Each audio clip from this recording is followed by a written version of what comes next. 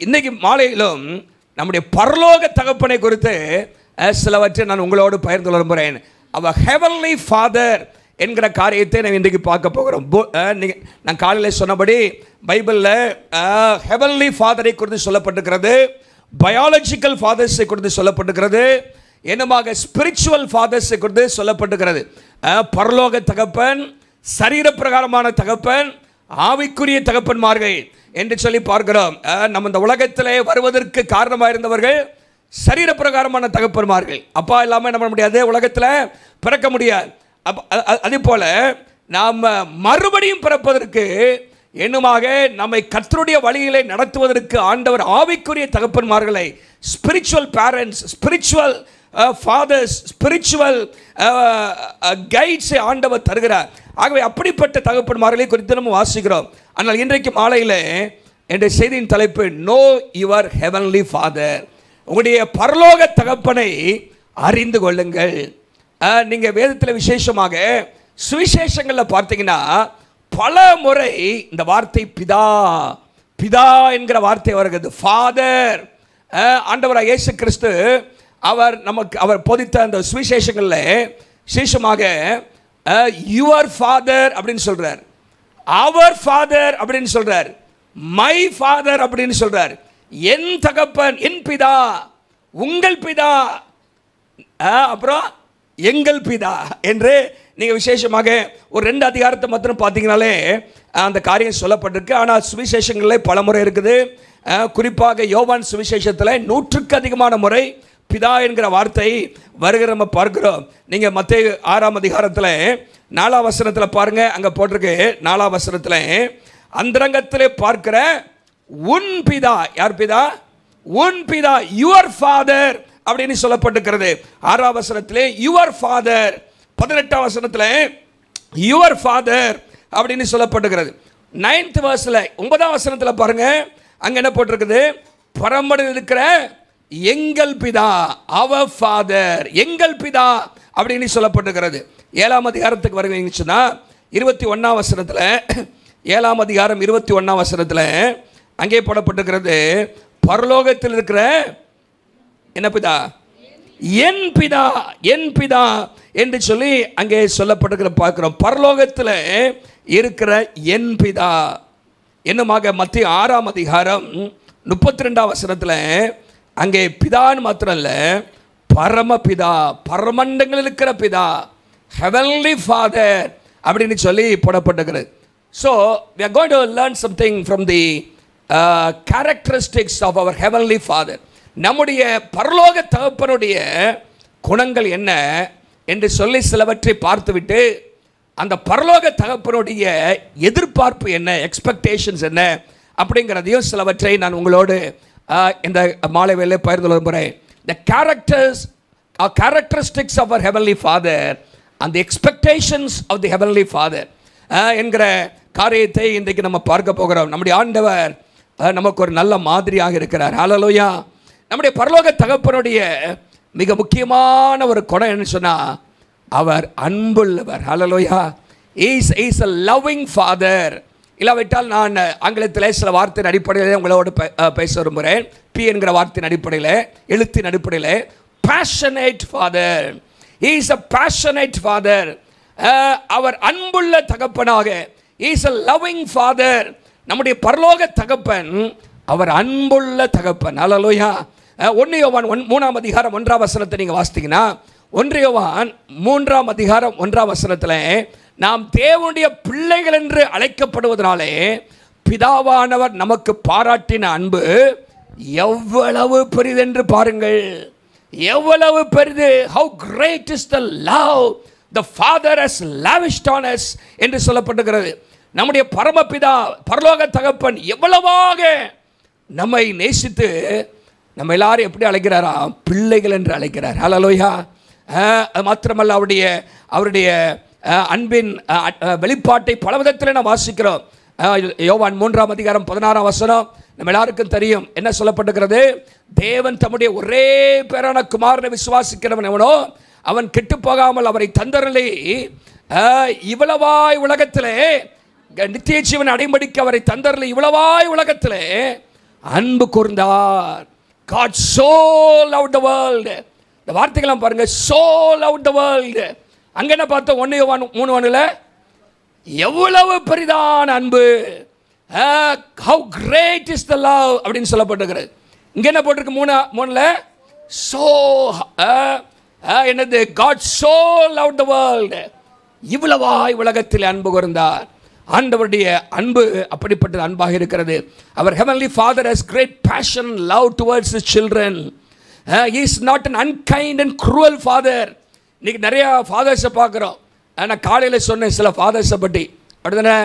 என்னப்படிப்பட்ட fathers? Arrogant ஃபாதர்ஸாக இருக்கிறாங்க. எப்படிப்பட்ட fathers? ரொம்ப அரகண்ட்டாக இருப்பாங்க, ரொம்ப ஈகோ நிறைஞ்சிருப்பாங்க. சிலர் ஆட்டோக்ராட்டிக் ஃபாதர்ஸாக இருப்பாங்க.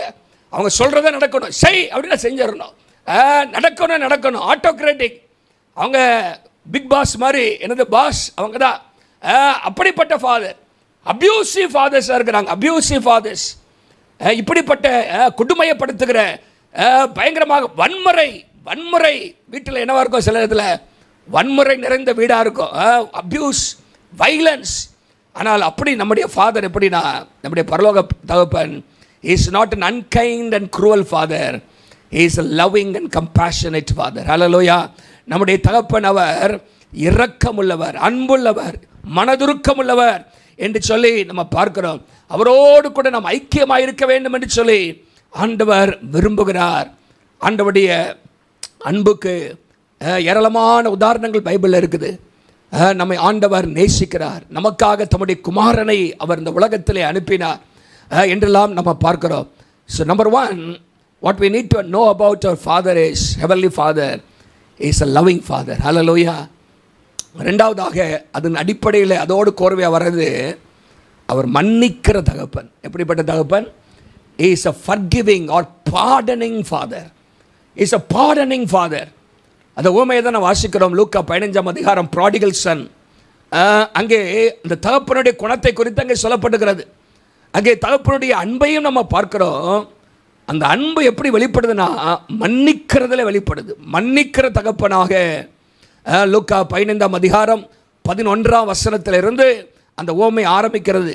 நீங்கள் பார்த்தீங்கன்னா அந்த இடத்துல தன்னுடைய மகன், இளைய மகன் முரட்டாட்டம் வேண்டி தனக்குள்ளதிலே திருப்தி இல்லாதபடிக்கு தன் சொத்துக்கள் எல்லாம் பிரித்துவிட்டு அவன் தூர தேசத்துக்கு போகிறான். வேதம் சொல்லுகிறது, அவன் தூரமாக போகும் பொழுது, தகப்பனை விட்டு போகும் பொழுது அவன் குறைவுபட தொடங்கினான். அவனுடைய வாழ்க்கையிலே குறைவு வந்து கொண்டே இருக்கிறது. கடைசியில் எல்லாவற்றையும் இழந்தவனாக பன்றி மேய்க்கிற பன்றியின் தவிட்ட சாப்பிட்ற அளவுக்கு அவனுடைய வாழ்க்கை தள்ளப்பட்டு விட்டது.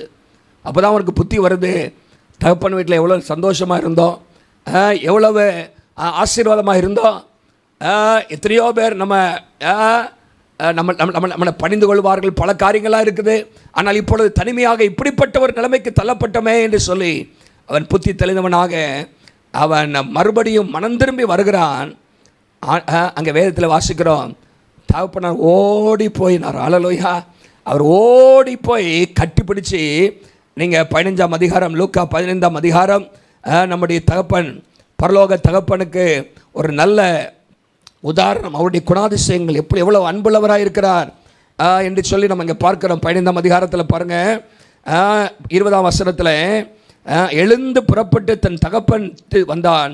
அவன் தூரத்தில் வரும்பொழுதே அவருடைய தகப்பன் அவனை கண்டு மனதுருகி ஓடி அவன் கழுத்தை கட்டிக்கொண்டு அவனை முத்தம் செய்தான் என்று சொல்லி நம்ம பார்க்கிறோம். பாருங்க, தூரத்தில் வரும்போதே போனான்னா வரட்டும், 2 சாத்துறேன் அப்படின்லாம் இல்லை, என்ன செய்கிறோம் பாரு அப்படின்லாம் இல்லை. பாருங்க, அந்த இடத்துல ஒரு தகப்பன் ரோட்டில் ஓடுறாரு. என்ன செய்கிறாரு? ஓடுறாரு. அதுக்கு நீங்கள் பின்னணியை வந்து உபாகமத்தின் புஸ்தகம் 21ஆம் அதிகாரத்தில் நீங்கள் வாசித்தீங்கன்னா அங்கே நியாயப்பிரமாணம் சொல்லுது, ஒரு மகன் முரட்டாட்டம் பண்ணி தகப்பனுக்கு விரோதமாக செயல்பட்டு அவன் திரும்பி வந்தான்னா அவனை கல்லெறிஞ்சு கொல்லணும் போட்டிருக்கு. என்ன போட்டிருக்கு? கல்லெறிஞ்சு is to be stone to death. அவன் கல்லெறிஞ்சு அவனை கொண்டுடலாம். நியாயப்பிரமாணம் அதை அனுமதிக்கிறது. ஆகவே தகப்பன் ஓடி போய், யாரும் கல் எறிஞ்சிடக்கூடாது, ஒருவேளை கல்லை எவனா தூக்கி போட்டால் கூட அவன் மேலே அந்த கல் என் மேலே விழட்டோங்கிற அளவுக்கு பாருங்கள், ஒரு ஒரு ரோட்டில் ஒருத்தன் ஓடுறான்னா என்ன நினைப்பீங்க நீங்கள்? ஏதோ ஒன்று இல்லை பைத்தியம் அப்படின்னு நினைப்பீங்க, ஏதோ ஒரு ஆபத்து. ஆனால் இங்கே அன்பின் அடிப்படையிலே தன் மகனுக்கு ஒன்று வந்துவிடக்கூடாது என்கிற அடிப்படையில் அவன் ஓடுகிறதை நம்ம பார்க்குறோம். அவன் கழுத்தை கட்டிக்கொண்டு அவனை முத்தம் செய்தான். இருக்கிற வண்ணமாகவே அதே நாற்றத்தோடு கூட அதே சூழ்நிலையை அவர் ஏற்றுக்கொண்டு தன்னுடைய மகனை மன்னிக்கிறதை பார்க்கிறோம். நம்முடைய பிதாவானவர் அவர் மன்னிக்கிற பிதா. Is a pardoning father. அவர் மன்னிக்கிற தகப்பன், நம்ம ஏற்றுக்கொள்கிற தகப்பனாக நம்ம இருக்கிற நம்முடைய வாழ்க்கையில் நாம் செய்த தவறுக்கு மனம் வருந்த பொழுது அவர் நம்மை ஏற்றுக்கொள்கிறார். ஹல்லேலூயா. மன்னிக்கிற தகப்பன் என்று பார்க்கிறோம். மூன்றாவதாக அன்புள்ள தகப்பன், மன்னிக்கிற தகப்பன். மூன்றாவதாக பைபிளில் விசேஷமாக மத்தேயு 6-7 இந்த அதிகாரத்தில் நீங்கள் வாசிக்கும் பொழுது அவர் தேவைகளை சந்திக்கிற தகப்பன். Is a providing father. Is a providing father. நீங்கள் மத்தேயு 6ஆம் அதிகாரம் 31-32 வாசிங்க. மத்தேயு 6ஆம் அதிகாரம் 31-32 எண்ணத்தை உண்போம், எண்ணத்தை குடிப்போம், எண்ணத்தை உடுப்போம் என்று கவலைப்படாதீர்கள். இவைகளெல்லாம் அந்நியானிகள் நாடி தேடுகிறார்கள். இவைகளெல்லாம் உங்களுக்கு வேண்டியவைகள் என்று உங்கள் பரமபிதா அறிந்திருக்கிறார். Our heavenly father knows that you need them. அவைகள் உங்களுக்கு தேவை என்று அவர் அறிந்திருக்கிறார் என்று சொல்லப்பட்டிருக்கிறது. 7ஆம் அதிகாரம் 11ஆம் வசனத்தில் 7ஆம் அதிகாரம் 11ஆம் வசனத்தை நீங்கள் வாசித்தீங்கன்னா அங்கே என்ன போட்டிருக்கு? பொல்லாதவர்களாக நீங்கள் உங்கள் பிள்ளைகளுக்கு, நீங்களே உங்கள் பிள்ளைகளுக்கு, நீங்களா யாருன்னு போட்டிருக்கு? பொல்லாதவர்களாக நீங்களே. Even though you are evil, நமக்குள்ளாக அப்படி குணம் இருந்தாலும் கூட நம்ம பிள்ளைகளுக்கு என்ன செய்ய விரும்புகிறோம்? நல்ல காரியம், நல்ல சாப்பாடு கொடுக்கணும், ட்ரெஸ்ஸு கொடுக்கணும், படிக்க வைக்கணும் அப்படின்னு விரும்புகிற நீங்கள் இங்கே இருக்கிறீங்க. பரலோகத்தில் இருக்கிற உங்கள் பிதா தமிழத்தில் வேண்டிக் கொள்வதற்கு நன்மையானவைகளை கொடுப்பது, எல்லாம் சொல்லுங்க, கொடுப்பது. நம்முடைய பிதா கொடுக்கிற பிதா, தேவைகளை சந்திக்கிற பிதாவாக இருக்கிறார். Our heavenly father provides for our needs. அவர் தேவைகளை அறிந்திருக்கிறார். He knows our needs. நம்முடைய தேவை என்பதை முதலாவது அவர் அறிந்திருக்கிறார். சில நேரத்தில் நம்ம கேட்காமே நமக்கு கொடுக்கிறார். அல்லேலூயா. நம்ம ஆசீர்வாதம் எல்லாம் நம்ம கேட்டு பெற்றுக்கொண்டதல்ல. அநேக ஆசீர்வாதங்கள் கேட்காமே ஆண்டவர் என்ன பண்ணியிருக்கிறாரு? ஆண்டவர் தரார். நம்முடைய பிள்ளைகளுக்கு நம்ம கேட்டு கேட்டு தான் கொடுக்கறதில்ல. பிள்ளைகளுக்கு என்ன தேவைன்னு தெரிஞ்சு நம்ம என்ன முன்கூட்டியே இப்போது ஸ்கூல்லாம் ஃபீஸ் கட்ட வேண்டியது இருக்குது. பிள்ளை வந்து அப்பா ஃபீஸ் கட்டணும் கேட்குறாங்க அப்படின்னு சொல்கிறதுக்கு சொன்னப்புறம் நீங்கள் கேட்டுறீங்களா? இல்லாட்டி ஜூன் மாதம் வருது, மே மாதம் வருது, ஃபீஸ் கட்டணும்னு ஏற்கனவே நீங்கள் பிளான் பண்ணி பிள்ளைகளுக்காக ஆயத்தம் பண்ணி வைக்கிறீங்கள? பிள்ளை கேட்டவனே கட்டுறீங்க இல்லை. அதே போல் நம்ம ஆண்டவர் நம்முடைய தேவைகளை அறிந்திருக்கிறார். Alleluia. Our heavenly father knows our needs. நம்முடைய தேவைகளை அறிந்திருக்கிறார். ஆகவே தான் வேதம் அங்கே இயேசு சொல்கிறாரு, கவலைப்படாதீர்கள், கவலைப்படாதீர்கள் என்று ஆண்டவர் சொல்கிறதை பார்க்கிறோம். அவர் பராமரிக்கிற தேவன். யோவான் 16:23 வாசிங்க. யோவான் 16:23. John 16:23. அந்த நாளில் நீங்கள் என்னிடத்தில் ஒன்று கேட்க மாட்டீர்கள், மெய்யாகவே நான் உங்களுக்கு சொல்கிறேன், நீங்கள் நாமத்திலே பிதாவை கேட்டுக்கொள்வது எதுவோ அதை அவர் உங்களுக்கு தருவார். He will give you என்று சொல்லப்பட்டிருக்கிறது. ரோமர் 8ஆம் அதிகாரம் 32ஆம் வசனம். அங்கே அற்புதமாக பவுல் சொல்றாரு, தம்முடைய சொந்த குமார் என்று பாராமல் அவரே நமக்காக ஒப்பு கொடுத்தவர் அவரோடு கூட மற்ற எல்லாவற்றையும் நமக்கு அருளாதிருப்பது எப்படி? How will he not also along with him graciously give us all things? கிருபையாக மற்ற எல்லாவற்றையும், நம்முடைய தேவைகளை அறிந்த தேவன் நம்முடைய தேவைகளை சந்திப்பை அவர் ஆயத்தமாக இருக்கிறார். இஸ்ரவேல் ஜனங்களுடைய தேவைகளை ஆண்டவர் சந்தித்தார். அல்லேலூயா. வனாந்திரத்தில் 40 வருஷம் அவருடைய தேவைகளை சந்தித்தார். 40 வருஷம். நான் பலமுறை சொல்லியிருக்கிறேன், அவருடைய தேவை, ஒவ்வொரு நாள் தேவை எவ்வளோன்னு சொல்லி. ஒவ்வொரு நாள் அவங்களுக்கு சாப்பிட்றதுக்கே 25 லட்சம் பேர் இருக்கிறாங்க. பிள்ளைகள் எல்லாம் சேர்த்து பார்த்தீங்கன்னா கிட்டத்தட்ட 25-30 லட்சம் பேர் வச்சுக்கலாமே. ஒவ்வொரு நாள் சாப்பிட்றதுக்கு 1500 டன்னு சாப்பாடு தேவையாம். எத்தனை டன்னு? 1500 டன்னு சாப்பாடு. எங்கே? வனாந்திரத்தில் எங்கேருந்து வந்துச்சு? ஆண்டவர் பரலோகத்திலேருந்து மன்னாவை அனுப்பினார். அல்லேலூயா. 1500 டன்னு நீங்கள் கொடுத்தா அடுத்த நாள் காலி பண்ணிடும் எல்லாத்தையும். அடுத்த புதுசாக 1500 டன் சாப்பாடு தரும். 2 மைல் லாங்கு, 2 மைல் நீளத்திற்கான ஒரு ட்ரெயினில், குட்ஸ் ட்ரெயினில் சாப்பாடு நிரப்பி கொண்டு வந்தீங்கன்னா ஒரே நாளில் எல்லாம் சாப்பிட்டு காலி பண்ணிடுவாங்க. அவ்வளோ மக்கள் கொட்டாங்க. அவ்வளோ மாத்திரமல்ல, தண்ணீர் வனாந்திரத்திலே ஆண்டவர் அவர்களுக்கு கொடுத்தார். பல்லாயிரக்கணக்கான லிட்டர், அதாவது சொல்கிறாங்க 4 கோடி லிட்டர் தண்ணி ஒவ்வொரு நாளும் தேவையாம். குடிக்க, கழுவ, துடைக்க, எல்லாத்துக்கும் என்னது பல காரியத்துக்காக வனாந்திரத்தில் தேவை. அதையும் ஆண்டவர் சந்தித்தார். இன்னும் பல காரியங்களை நீங்கள் நெகேமியாவின் புஸ்தகத்தில் நீங்கள் வாசித்தீங்கன்னா, நெகேமியா சூப்பராக அதை பட்டியலில் இருக்கிறார். கர்த்தர் என்னெல்லாம் செய்தார். அக்கினி மதிலாக இருந்தார், மேக ஸ்தம்பமாக இருந்தார், தேவைகளை சந்தித்தார். ஹல்லேலூயா. பல காரியங்களை குறித்து அங்கே சொல்லப்பட்டிருக்கிறது. கர்த்தர் அவர்களை பராமரித்தார் என்று சொல்லி. அந்த ஆண்டவர் இன்றைக்கும் ஜீவனுள்ளவர். ஹல்லேலூயா. அவர் நம்முடைய தேவைகளை சந்திக்கிறவர். நாம் நினைப்பது, நாம் கேட்டுக்கொள்வதற்கு முன்னமே நம்முடைய தேவைகளை அறிந்து அவர் தேவைகளை சந்திக்கிற பிதாவாக இருக்கிறார். Is a passionate father, is a pardoning father, is a providing father. அன்புள்ள தகப்பன், மன்னிக்கிற தகப்பன், தேவைகளை சந்திக்கிற தகப்பன். 4வதாக வாசிக்கலாம். யோவான் 10ஆம் அதிகாரம் 27 29. யோவான் 10ஆம் அதிகாரம் 27 29 வாசிக்கிறேன். நாடுகளின் சத்தத்துக்கு செவி கொடுக்கிறது, நான் அவைகளை அறிந்திருக்கிறேன், அவைகள் எனக்கு பின் செல்கிறது.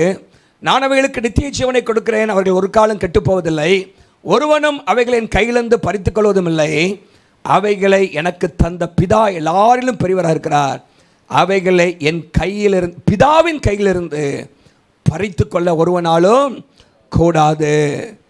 Is a protecting father. அவர் பாதுகாக்கிற பிதாவாக. Is a protecting father. அவர் நம்மை பாதுகாக்கிறார். He protects us from harm and danger. He protects us from all the wiles of the enemy. பிசாசின் எல்லா தந்திரங்களுக்கு நம்மை விலக்கி பாதுகாக்கிறார். தம்முடைய கரத்திலே நம்மை மறைத்து பாதுகாக்கிறார். We are safely held in his hands. And as the Bible says here, இங்க வேதத்தில் வாசிக்கிறபடி, no one can pluck us out of his hand. அவருடைய கரத்திலிருந்து நம்மை ஒருவரும் பறித்து கொள்ள முடியாத அளவுக்கு நம்மை பாதுகாக்கிறார். மத்தேயு 10ஆம் அதிகாரம் 29 31 வரைக்கும் வாசித்தீங்கன்னா, மத்தேயு 10 29 31 அங்கே சொல்லப்பட்டிருக்கிறது, நம்முடைய தலையில் இருக்கிற முடியெல்லாம் மயிரெல்லாம் எண்ணப்பட்டிருக்கிறது. அவைகள் ஒன்றாகிலும் பிதாவின் சித்தம் இல்லாமல் என்ன பண்ணாதான், கீழே விழாதான். Not one of them will fall to the ground apart from the will of the Father. பிதாவின் சித்தத்துக்கு இல்லாதபடிக்கு அவைகள் ஒன்றாகிலும் விழாது. அவ்வளவாக நம்மை பாதுகாக்கிறார். ஹல்லேலூயா. ஆண்டவருடைய பாதுகாப்பை குறிப்பதற்கு பல அனாலஜிஸ், பல காரியங்கள் வேதத்திலே சொல்லப்பட்டிருக்கிறது. நீங்கள் பார்த்தீங்கன்னா அவர் எப்படிலாம் பாதுகாக்கிறார் அப்படின்னு சொல்லி நீங்கள் வேதத்தில் வாசித்தீங்கன்னா, 121ஆம் சங்கீதம் நம்மை காக்கிற தேவன் என்று சொல்கிறது தான் தலைப்பு. அப்படின்னா நம்மை காக்கிறவர், இஸ்ரவேலை காக்கிறவர். அவர் என்ன செய்வதில்லையா, உறங்குவதும் இல்லை, தூங்குவதும் இல்லை. ஒரு பாதுகாக்கிற தேவன் அவர் என்ன செய்ய மாட்டாங்க, உறங்காமல் தூங்காமல் பாதுகாக்கிறார். He neither sleeps nor slumbers என்று அங்கே நாம் வேதத்தில் வாசிக்கிறோம். 4ஆம் வசனத்தில் என்னவாக சங்கீதக்காரன் சங்கீதம் 17:8 சொல்லும் போது, கண்மணியை போல பாதுகாக்கிறார். எப்படி பாதுகாக்கிறாரு பாருங்க, இந்த கண்ணின் கருவெளி இருக்கு பாருங்க, ஆப்பிள் ஆஃப் ஐ. அப்படி keep me as the apple of eye என்று சொல்லப்பட்டிருக்கிறது. இன்னுமாக நீங்கள் சகரியா 2ஆம் அதிகாரத்தில் 8ஆம் வசனத்திலையும் இதே காரியம் சொல்லப்பட்டிருக்கிறது. சகரியா 2ஆம் அதிகாரம் 8ஆம் வசனத்தில் அங்கே என்ன சொல்லப்பட்டிருக்கிறது பாருங்க, உன்னை தொடுகிறவன் அவருடைய கண்மணியை தொடுகிறான். ஆப்பிள் ஆஃப் ஐ ஐ. ஆண்டவர் அப்படி கண்மணியை போல அதில் ஒன்றும் படாதபடிக்கு அந்த அந்த அந்த என்னது அந்த இமை காக்கிறது போல ஆண்டவர் நம்மை பாதுகாக்கிறாராம். அல்லேலூயா. எத்தனையோ சேதங்கள், ஆபத்துக்கள் நம்மை சுற்றிருந்த பொழுதும் ஆண்டவர் தம்முடைய வேலை வர வரைக்கும் நம்முடைய வாழ்க்கையில் அவர் நம்மை பாதுகாக்கிற தேவனாக இருக்கிறார். கண்மணியை போல. யோபு எப்படி பாதுகாத்தாரா? யோபு குடும்பத்தையும் வேலி அடைத்து பாதுகாத்தார். அல்லேலூயா. அது அவனுக்கு தெரியாது, ஆனால் யாருக்கு தெரியுது? சாத்தான் சொல்றான், அவனை சுற்றிலும் வேலி அடைக்கவில்லையோ அப்படின்னு கேட்குறான். அப்போ சாத்தானுக்கு தெரியுது, ஆண்டவர் தம்முடைய பிள்ளைகளை வேலி அடைத்து பாதுகாக்கிறார். அல்லேலூயா. நமக்கு தெரியாத நேரத்தில் எலிசாவுடைய சம்பவம் உங்களுக்கு ஞாபகம் இருக்கா? எலிசா நம்ம சந்தோஷமாக தைரியமாக உட்காந்துருக்கிறார். வேலைக்காரன் சொல்கிறான், ஐயோ சுற்றியில் வந்துட்டானுங்கப்பா, எஜமானே என்ன பண்ண போகிறீங்க? எஜமான ஒரு சின்ன ஜெபம் பண்ணுற, ஆண்டவரே உன் கண்ணை திறந்து விட அப்படின்னு. திறந்து விட்டா அக்கினிமயமான chariots of fire, முற்றிலுமா அக்கினிமயமான ரதங்கள் எலிசாவை சுற்றி இருக்கிறதை அவன் பார்க்கிறான். பாருங்க, சில நேரத்தில் நமக்கே தெரியாத ஆண்டவர் நம்மை பாதுகாக்கிறார். நீங்கள் பார்த்தீங்கன்னா வேலி அடைத்து, இன்னும் சகரியா 2:5 வாசித்தீங்கன்னா அக்கினி மதலாக வால் ஆஃப் ஃபயர், நம்மை சுற்றிலும் அக்கினிமயமாக. எத்தனையோ சாட்சிகளை நான் கேட்டிருக்கிறேன். அநேக சில மிஷனரி ஊழியங்களில் சிலரை தாக்கும்படியாக சில எதிரிகள் வரும்பொழுது பக்கத்தில் போகவே முடியலையா, அந்த வீட்டை சுற்றிலும் நெருப்பாக இருந்துச்சான். அப்படிலாம் சொல்லியிருக்கிறாங்க. சிலர் சொல்லியிருக்கிறாங்க அந்த வீட்டை சுற்றிலும் பெரிய ஈட்டியை சொத்துக்கிட்டு நிறைய பேர் நின்னாங்க. ஆகவே அந்த வீட்டுக்குள்ள அங்கே போக முடியல, உங்களை ஒன்றும் சேதப்படுத்த முடியலன்னு திரும்பி போயிட்டோம். அப்படிலாம் சாட்சி கேட்டிருக்கீங்க. எத்தனை பேர் கேட்டிருக்கீங்க அந்த மாதிரி சாட்சியெல்லாம்? ஆண்டவர் செய்திருக்கிறார், நமக்கு தெரியாது. நம்மை சுற்றிலும் ஆண்டவர் காரியங்களை செய்கிறார். அக்கினி மதலாக. இன்னும் 37 அங்கேயே சொல்லப்பட்டிருக்கிறது, தூதர்களை கொண்டு பாதுகாக்கிறார். அல்லேலூயா. உறங்காமல் தூங்காமல் கண்மணியை போல வேலி அடைத்து அக்கினி மதலாக இருந்து தூதர்களை கொண்டு நம்மை ஆண்டவர் பாதுகாக்கிறார் என்றெல்லாம் வாசிக்கிறோம். உபாகமம் 1:31 அங்கே சொல்லப்பட்டிருக்கிறது, ஒரு தகப்பன் சுமப்பது போல தன் பிள்ளையை, ஒரு மனிதன் தன் பிள்ளையை சுமந்து கொண்டு வருவது போல நீங்கள் இவ்விடத்திற்கு வருகிற வரைக்கும் நடந்து வந்த வழிகள் எல்லாவற்றிலும் என்று சொல்ல சுமந்து நம்மை சேதம் அணுகாதபடி கத்த சுமந்து கேரிசஸ் என்று நாம் வேதத்தில் வாசிக்கிறோம். நம்முடைய ஆண்டவர் நம்மை சுமந்து காக்கிறவர். ஹல்லேலூயா. இந்த சம்பவங்கள் எல்லாருக்கும் தெரியும், பல முறை நானும் சொல்லியிருக்கிறேன். ஒருத்தன் பரலோகத்துக்கு சென்றானாம். அப்பொழுது ஆண்டவர் அவனுடைய வாழ்க்கை பிரயாணம், விசுவாச வாழ்க்கை என்று பிரயாணம் ரட்சிக்கப்பட்ட நாளிலிருந்து அவனுடைய காரியத்தை படமாக போட்டு காமிச்சாரான். அது எப்படின்னா, அவன் ரட்சிக்கப்பட்ட நாள்லேருந்து கத்தரை கூடவே வர மாதிரி 2 ஜோடி, என்னது 2 ஜோடி பாதங்கள் பார்த்தான, 2 ஜோடி பாதங்களாக இருக்குது. ஆண்டவர் சொன்னாராம், பாரு உன் கூடயே நான் வந்துட்டு இருக்கிறேன் அப்படின்னு சொல்லி.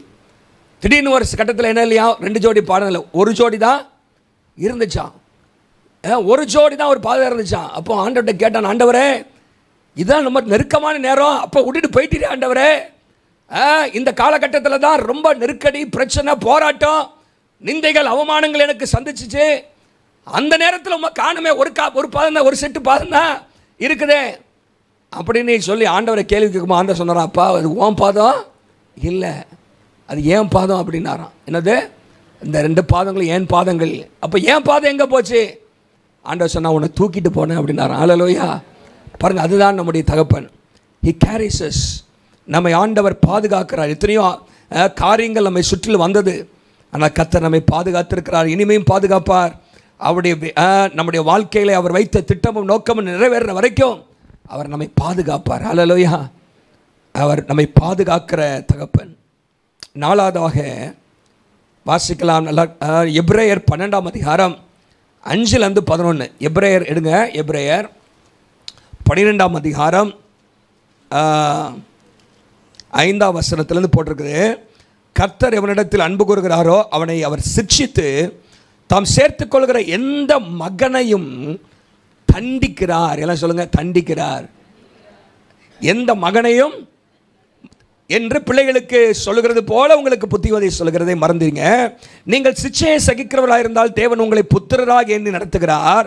தகப்பன் சிச்சையாத புத்திரன் உண்டோ? எல்லாருக்கும் கிடைக்கும் சிச்சை உங்களுக்கு கிடையாதிருந்தால் நீங்கள் புத்திரராயிராமல் வேசி பிள்ளைகளாக இருப்பீர்களே.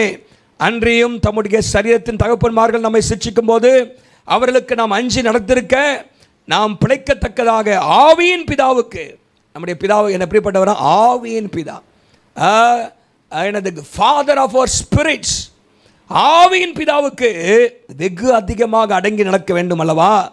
அவர்கள் தங்களுக்கு நலமென்று தோன்றினபடி கொஞ்ச காலம் சிட்சித்தார்கள்.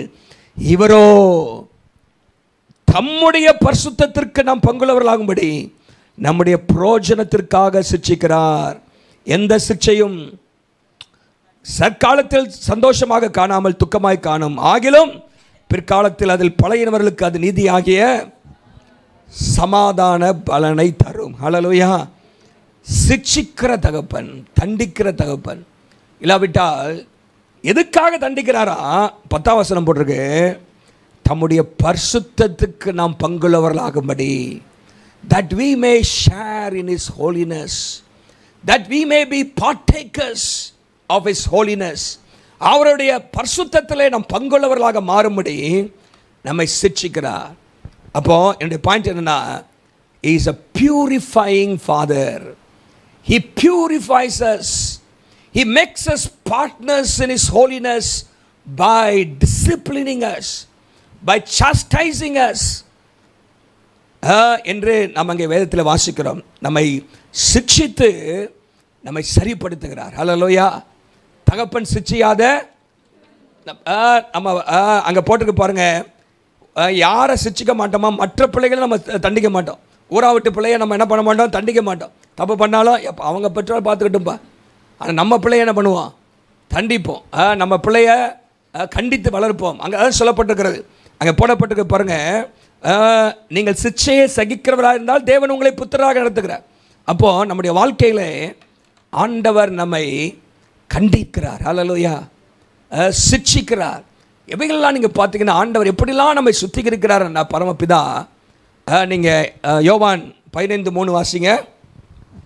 யோவான் 15:3. நான் உங்களுக்கு சொன்ன உபதேசத்தினால இப்பொழுதே சுத்தமாயிருக்கிறீர்கள். என் பிதா திராட்சை தோட்டக்காரர் என்றெல்லாம் இயேசு அங்கே ஆரம்பித்து அங்கே சொல்லிக் கொண்டிருக்கிறார். அப்போ through his teachings the Lord disciplines us through his teachings. அவருடைய உபதேசத்தின்படி நம்மை சிட்சிக்கிறார். வசனத்தை வைத்து ஆண்டவர் நம்மை சிட்சிக்கிறார், கண்டிக்கிறார். வசனத்தின் மூலமாக எச்சரிப்பை ஆண்டவர் நமக்கு தருகிறார், உபதேசத்தின் மூலமாக என்று வாசிக்கிறோம். ரெண்டாவதாக through trials, பாடுகள் மூலமாக நம்மை சிட்சிக்கிறார். பாடுகள் மூலமாக நீங்கள் பாருங்கள், இப்படிப்பட்ட காரியங்கள் நம்முடைய வாழ்க்கையில் பாடுகள், உபத்திரவங்கள் மூலமாக ஆண்டவர் நம்மை சிட்சித்து சரியான பாதையிலே நடத்துகிறார். அல்லேலூயா. சில நேரத்தில் உபத்திரவங்கள் எதற்கு? நாம் சரியாகிறதுக்காக. ஆகவேதான் 119ஆம் சங்கீதம் 67ஆம் வசனமும் 71ஆம் வசனமும் நீங்கள் வாசித்தீங்க. நாங்கள் போட்டிருக்கு 67ஆம் வசனம் 71ஆம் வசனம் வாசிங்க. வழி தப்பி நடந்தேன், இப்பொழுதோ உம்முடைய வார்த்தையை 71 வாசிங்க. எத்தனை பேர் நீங்கள் சொல்கிறீங்க நான் உபத்திரவப்பட்டது நல்லதுப்பா? உபத்திரவப்பட்டது, அந்த உபத்திரவம் தான் என்ன பண்ணிச்சு? என்ன உடச்சி அடித்து ஒன்று நொறுக்கி என்னை சரிப்படுத்தி இருக்குது. அல்லேலூயா. உபத்திரவப்பட்டது, it was good for me to be afflicted. அநேக நேரத்தில் நம்முடைய வாழ்க்கையில் உபத்திரவம் நன்மையை தான் கொண்டு வருது. Alleluia. Adversity is a good teacher. Prosperity, prosperous டைமில் நம்ம கற்றுக்கிறது காட்டிலும் அட்வர்ஸ் சுச்சுவேஷனில், அட்வர்சிட்டியில் நம்ம இருக்கும் பொழுது பாடுகள், உபத்திரவங்கள் அநேக பாடங்களை நமக்கு கற்றுக் கொடுக்குது. அல்லேலூயா. ஒவ்வொருத்தர்கிட்ட எப்படி பழகணும், யார்கிட்ட எப்படி நடந்துக்கணும், இந்த பிரச்சனை எதுக்கு அப்படிங்கிற காரியங்கள்லாம் நமக்கு என்ன பண்ணுது? கற்றுக் கொடுக்குது. அல்லேலூயா. பாருங்க, நம்மை சுத்திகரிக்கிறார் ஆண்டவர், கடிந்து கொள்கிறார். The role of a father is to discipline. நீங்கள் சரீரப்பிரகாரமான தகப்பனை குறித்து நீங்கள் வாசிக்கும் பொழுது சிக்ஷையை குறித்து அதிகமாக நீதிமொழியின் புத்தகத்தில் வாசிக்கிறோம். மன்னிக்கவும், நீதிமொழி 22:6 பிள்ளையானவன் நடக்க வேண்டிய வழியிலே நடத்து என்று சொல்லப்பட்டிருக்கிறது. 22:15 வாசித்தீங்கன்னா பிள்ளையின் நெஞ்சிலே மதிவினை ஒட்டியிருக்கும், தண்டனின் பெரம்பு அதை அவனை விட்டு அகற்றும். 29:15 பிரம்பும் கடிந்து கொள்ளுதலும் ஞானத்தை கொடுக்கும்.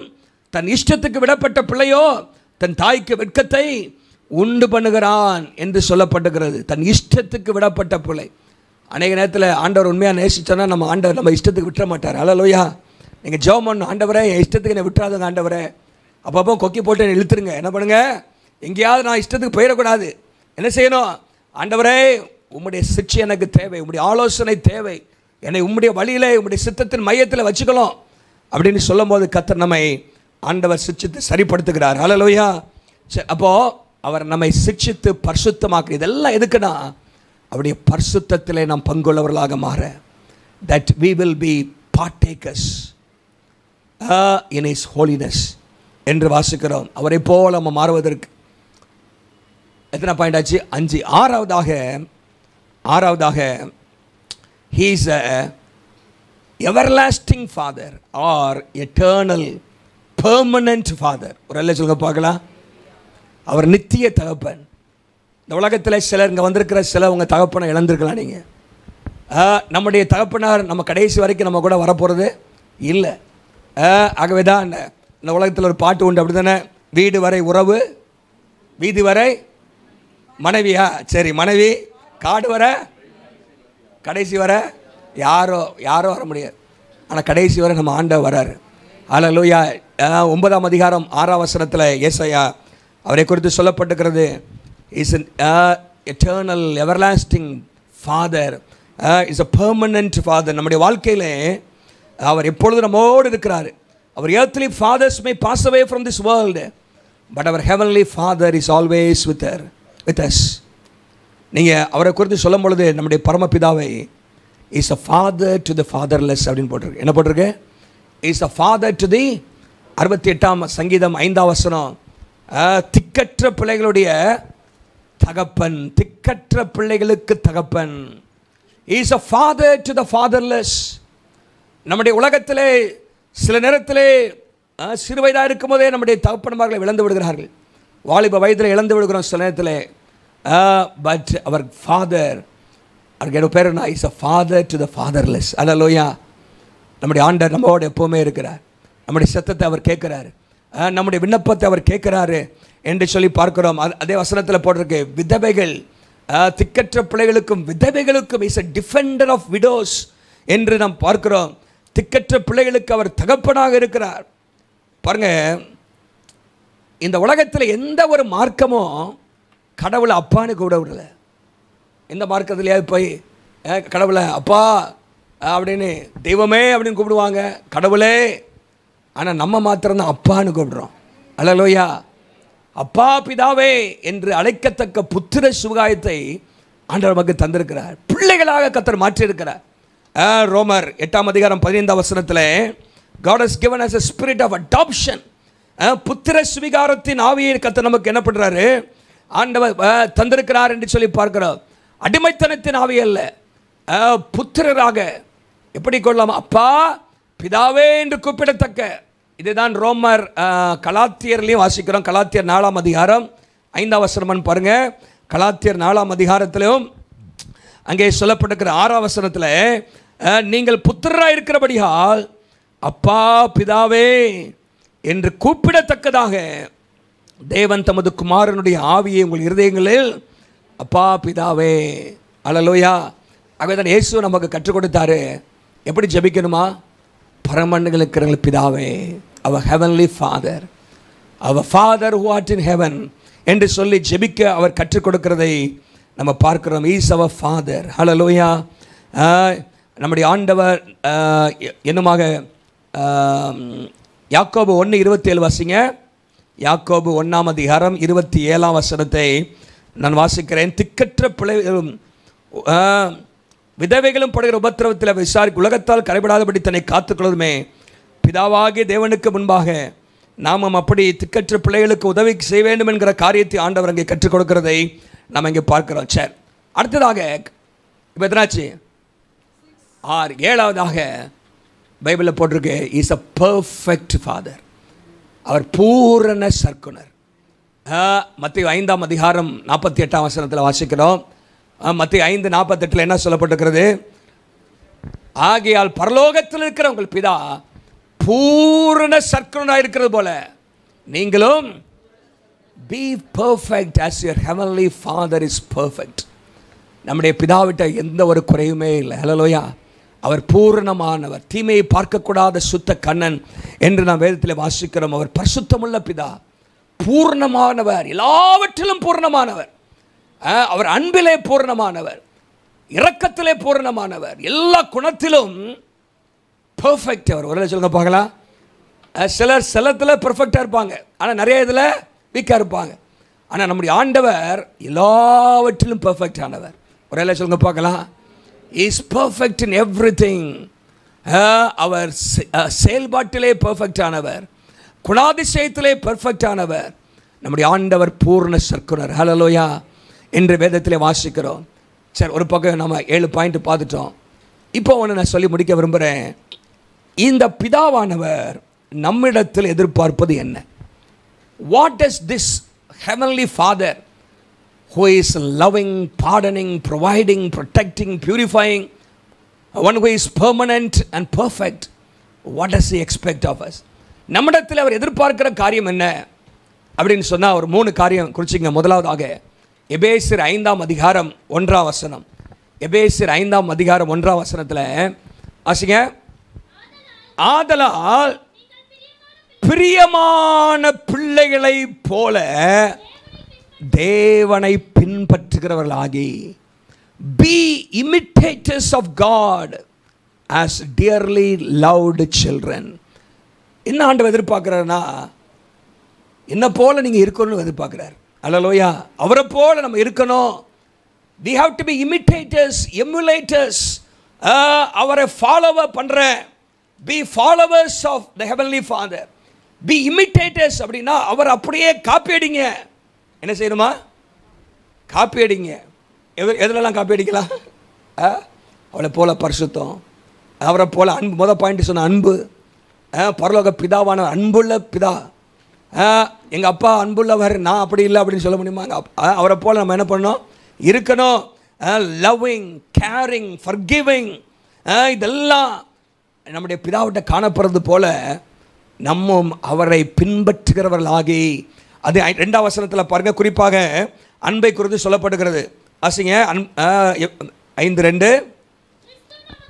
தேவனுக்கு சுகந்த வாசனையான காணிக்கையாகவும் பலியாகவும் ஒப்புக் கொடுத்தது போல நம்மில் அன்பு கூர்ந்தது போல நீங்களும் அன்பிலே நடந்து கொள்ளுங்கள். அன்பு, இப்படிப்பட்ட காரியங்கள் நிறைய அங்கே பவுல் சொல்கிறாரு பாருங்கள். live a life of love, live a life of forgiveness. இதெல்லாம் நம்முடைய வாழ்க்கையில் காணப்பட வேண்டும். 4:32 இதுக்கு முன்னாடி வசனத்தில் சொல்கிறாரு மன்னிங்கன்னு சொல்கிறாரு. 5:1 முன்னாடி இருக்கிற வசனம் மன்னிங்கிறாரு. 5:1 பின்னாடி இருக்கிற வசனம் அன்பாருங்கன்னு சொல்கிறாரு. பாருங்கள், மன்னிப்பு, அன்பு எல்லாம் சொல்லிவிட்டு அவரை போல பின்பற்றுங்க. ஸோ நம்முடைய பிதா என்ன எதிர்பார்க்குறாருன்னா, அவரை பின்பற்றணும்னு எதிர்பார்க்குறாரு. ஹல்லேலூயா. பின்பற்றுங்கள், என்னை பின்பற்றுங்கள், இமிட்டேட் மீ என்று சொல்கிறார். 2வது என்ன சொல்கிறாருன்னா, மல்கியா 1ஆம் அதிகாரம் 6ஆம் வசனத்தில் அங்கே ஒன்று சொல்கிறாரு பாருங்க. மல்கியா 1:6 வாசிங்க. நான் பிதாவானால் என் கணம் எங்கே? If I am a father where is the honour due me? எனக்கு கொடுக்க வேண்டிய கணம் எங்கே? அப்போ ஆண்டவர் இடத்தை எதிர்பார்க்குறேன்னா, பிதாவாகிய தேவனுக்கு நாம் கணத்தை கொடுக்கணும்னு எதிர்பார்க்குறார். we have to honor our father, we have to imitate our father, heavenly father. we have to honor our heavenly father. பரலோக தேவனை, பரலோக தகப்பனை நாம் கனம் பண்ண வேண்டும். அவருக்கு பயப்படுகிற பயம் இருக்க வேண்டும். என்ன கான்டெக்ஸ்டில் சொல்லப்பட்டிருக்கிறதுனா, அங்கே மல்கியா தீர்க்கதரிசன புஸ்தகம், it's a post exilic and prophetical book. அவர்கள் சிறையிருப்பிலிருந்து வந்த பிற்பாடு எழுதப்பட்ட ஒரு தீர்க்கதரிசன புஸ்தகம். அங்கே ஆலயம் கட்டப்பட்டு விட்டது செருபாபேல் தலைமையிலே. ஆனால் அவர்கள் பலி செலுத்துவதிலே குறைவுபட்டிருந்தார்கள், காணிக்கைகளை கொண்டு வருவதிலே குறைவுபட்டிருந்தார்கள். தேவனுக்கு சிறப்பானவைகளை கொடுத்தாங்க, ஆனால் ஏனோ தானோன்னு கொடுத்தாங்க. செகண்டரி மீடியாக்கர் ஆஃபரிங், ஏனோ தானோ என்று சொல்லி பெஸ்ட்டை கொடுக்கல. இப்போ ஆண்டவர் கேட்குறாரு, இதெல்லாம் உங்கள் அரசாங்க அதிகாரத்தை போய் நீ கொடுத்தீன்னா ஏற்றுக்குவானா? நீ இப்படிலாம் செஞ்சால் அவனுக்கு பிரியமாக இருக்குமா? நசல் கொண்டதை, மோசமாக போனதை, ஊனமானதை எல்லாம் கொண்டு வந்து எங்கே கொண்டு வைக்கிற? காணிக்கையாக கொண்டு வைக்கிற. இதெல்லாம் உலகத்தில் ஒரு மனுஷன் போய் கொடுத்தா ஏற்றுக்குவானா? நீங்கள் என்ன செய்யணும்? என்ன பண்ணு? பெஸ்ட்டை சிறப்பாக கொடு, நல்லதாக கொடு. காணிக்கை போட்டாலும் நல்ல காணிக்கை என்ன போடு, அழுக்கு நோட்டாக போடாத. இன்றைக்கி காலையில் ஒருத்தர் ஒரு பாஸ்டர் அனுப்பியிருந்தார். ஒருத்தர் 20 ரூபா நோட்டை அவங்களுக்கு அனுப்பி வைக்கிற மாதிரி 20 ரூபா நோட்டை கப்பல் செஞ்சு உள்ளே போட்டிருக்கான். கப்பல் பண்ணி என்ன போட்டிருக்கா? என்னது அவர் என்ன போட்டு என்ன போட்டிருந்தாரு? கப்பல் அதிபருக்கு இந்த கப்பல் அதிபருக்கு என் வாழ்த்துக்கள் அப்படின்னு அந்த 20,000 நோட்டில் 20,000 நோட்டை கப்பல் செஞ்சு ஒருவேளை சின்ன பிள்ளை போட்டிருக்கோன்னு நினைக்கிறேன். ஏதோ ஒரு பிள்ளை என்ன பண்ணியிருக்கோம், அந்த 20,000 நோட்டை காணிக்கை கொடுத்துருப்பாங்க. அந்த பிள்ளை கப்பல் அதுக்கு எங்கே பட்டுச்சு, அந்த கப்பல் அதிபரை கர்த்தர் ஆசீர்வதிப்பாராக அப்படின்னு போட்டிருந்தாரு. அது படம் போட்டு 20,000 நோட்டு. என்ன சொல்ல வரேன்னா, சிலர் பார்த்தீங்கன்னா சில நோட்டு கசங்கிற நோட்டாக இருக்கும். அது 50 ரூபா மடித்து 50 ரூபாய் 50 ரூபா மடித்து போட்டிருப்பாங்க. நான் என்ன சொல்ல, நீங்கள் புது நோட்டை கொண்டு வர சொல்ல, நம்ம ஆண்டவருக்கு கொடுக்கறத சிறப்பாக கொடுக்கணும். அல்லேலூயா. அவர் the first and the best. நம்முடைய தசோபாங்கள், காணிக்கைகள், அது மாத்திரமல்ல, நம்முடைய நேரம் முக்கியம். ஆண்டவர் எதிர்பார்க்குறார். அவர் டைம், எப்படிப்பட்ட நேரத்தை அவருக்கு கொடுக்குறோம். God wants to spend time with us. நம்முடைய பரலோக தகப்பன் நம்மோடு நேரம் செலவழிக்க விரும்புகிறார். ஹல்லேலூயா. அவரோடு நம் நேரம், we have to give our time for him. அந்த டைமை நம்ம கொடுக்கலாட்டா நம்ம அவரை கனம் பண்ணல. கனம், we are not honoring him. இன்னைக்கு ஓடிக்கொண்டே இருக்கிறார்கள். அவங்கள கனம் பண்ணுறோம், பாச கனம் பண்ணுறோம், நம்முடைய அதிகாரிகளை கனம் பண்ணுறோம், சரியான நேரத்துக்கு அங்கே போகிறோம் இங்கே போகிறோம். ஆனால் நேரம், தேவனுக்கு நேரம் கொடுப்பதில்லை. சர்ச்சுக்கு சரியாக வரதில்லை. பாருங்க, ஆண்டவர் கேட்குறாரு, எனக்கு கொடுக்க வேண்டிய கனம் எங்கே? ஆண்டவர் எதிர்பார்க்குற காரியம், நான் பிதாவானால் என் கனம் எங்கே? Where is the honour due me? அப்போ ஆண்டவர் நம்மிடத்தில் எதிர்பார்க்குற முதலாவதாக, பிரியமான பிள்ளைகளைப் போல நாம் அவரை பின்பற்றணும். அல்லாவிட்டால் அவரை பிரதிபலிக்க வேண்டும், அவரை இமிட்டேட் பண்ண வேண்டும். ரெண்டாவதாக, அவருக்கு கொடுக்க வேண்டிய கனத்தை கொடுக்கணும். அந்த மல்கியா 1ஆம் அதிகாரம் முழுசு ஆண்டவர் சொல்கிற காரியம், எனக்கு சிறந்ததை நீ கொடுக்கலாட்டா, நசல் கொண்டதையும் ஊனத்தையும் நீ கொடுத்தாயினால், அந்த லாஸ்ட் அந்த லெஃப்ட் ஓவர்ஸ் நீ எல்லாம் செலவழிச்சுட்டு கடைசியில் கொடுக்க வேண்டியதை, உன்னுடைய நேரமோ தாளந்தோ பொருளோ உலகத்துக்கு செலவழிச்சுட்டு ஏதோ மிச்சம் மீதியை கொடுத்தீங்கன்னா நீ என்னை கனம் பண்ணலை. என்னை சிறப்பானதை கொடுக்கணும். ஹல்லேலூயா. என் ஆண்டவர் நமக்கு தம்முடைய பெஸ்ட்டை தான் தராரு. தம்முடைய குமாரனை நமக்கு கொடுத்தார். சிறந்த ஆசீர்வாதங்களை நமக்கு தருகிறார். மூணாவதாக, மத்தேயு 21ஆம் அதிகாரம் எடுங்க. மத்தேயு 21ஆம் அதிகாரம் 30ஆம் வசனத்தை வாசிங்க. இல்லை, நான் கேட்குறேன். 21ஆம் அதிகாரம். அங்கே இயேசு ஒரு ஓமை மூலமாக ஒரு காரியத்தை சொல்கிறாரு.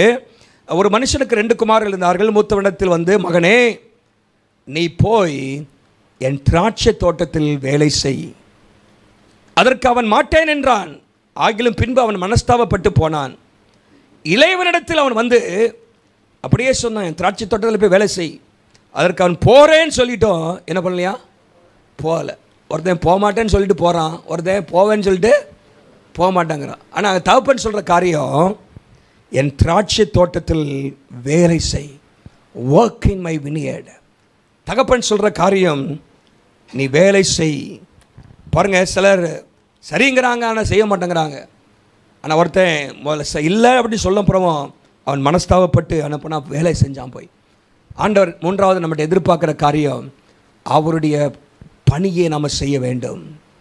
அவருடைய திராட்சை தோட்டத்திலே வேலை செய்ய வேண்டும். we have to work in his vineyard. அவருடைய வேலையை செய்ய வேண்டும். our heavenly father wants to work in partnership with his children. பாருங்க, ஆண்டவர் உலகத்தை நேசிக்கிறார். ஆனால் அந்த உலகத்திலே அவருடைய அன்பை கொண்டு போவதற்கு நம்மையும் ஆண்டவர் ஈடுபடுத்திக் கொள்ள விரும்புகிறார். he wants his children to get involved in the service of his kingdom. அவருடைய ராஜ்யத்தின் வேலையிலே நாம் பங்கு பெற வேண்டும் என்று கர்த்தர் விரும்புகிறார். 1 கொரிந்தியர் 3ஆம் அதிகாரம் 9ஆம் வசனத்திலே பவுல் இப்படி சொல்கிறார், we are co-laborers. நாங்கள் தேவனுக்கு உடன் வேலை ஆட்களாக இருக்கிறோம். we are co-laborers with God. இன்னைக்கு பல தேவைகள் இன்றைக்கு உலகத்தை சந்தித்துக் கொண்டு, enormous need facing us in this world. ஆண்டவர் அவருடைய கரத்திலே நம்மை கருவியாக பயன்படுத்த விரும்புகிறார். ஹல்லேலூயா. அவருடைய வேலையை செய். ஹல்லேலூயா. அவர் எல்லாரையும் நேசிக்கிற அந்த உலகத்துக்கு தம்முடைய அன்பையும் தம்முடைய சித்தத்தையும் இந்த உலகத்திலே நிறைவேற்றுவதற்கு ஆண்டவர் நம்மை அவருடைய கருவியாக பயன்படுத்த விரும்புகிறார். ஆண்டவர் எதிர்பார்ப்பேன்னா, என் திராட்சை தோட்டத்தில் போய் வேலை செய். ஆண்டவருடைய பணியை செய்யணும். திருச்சபையில், தேவ ராஜ்யத்தில் நீங்கள் என்ன பணி செய்கிறீங்க? What is the work you are doing in the kingdom of God? What is the work you are doing in the church, in the body of Christ? கிறிஸ்துவின் சரீரத்திலே உங்களுடைய பங்கு என்ன? ஆண்டவர் நம்ம எல்லாருக்கும் ஒரு பொறுப்பை தருகிறார். பாருங்க, பிள்ளைகள் என்று சொல்லிட்டு சும்மா சாப்பிட்டு வீட்டில் இருக்கிறக்கா பிள்ளைகளை வச்சுருக்க? வீட்டில் எதுக்கு வச்சுருக்கிறீங்க? 4 வேலையை செய்யணும், அப்படி தானே? ஒன்றுமே வேலை செய்யலை பிள்ளை. நல்லா நீங்கள் சோறு போடுறீங்க, சாப்பாடு கொடுக்குறீங்க, துணிமணி வாங்கி கொடுக்குறீங்க, ஸ்கூலுக்கு அனுப்புறீங்க. அந்த பிள்ளை ஒரு வேலையும் செய்ய மாட்டேங்குதுன்னா என்ன அப்பா என்ன செய்வார்? நீங்கள் யோசித்து பாருங்கள். ஏதாவது என்ன பண்ணணும்? வீட்டில் இந்த வேலை செய்யுமா, அதை செய்ய, இதை கழுவு, இதை சுத்தம் பண்ணு, இந்த காரியத்தை செய்ய, கடைக்கு போயிட்டு வா அப்படிலாம் சொன்னால் என்ன பண்ணணும்? இல்லை கடைக்கு போக மாட்டேன், நீனே போயிட்டு வா, நீனே வந்து சமைச்சு வை, நீனே எல்லாம் பண்ணு அப்படின்னா நமக்கு என்ன வரும்? அப்போது as children we have to serve, we have to work. நம்ம என்ன பண்ணணும்?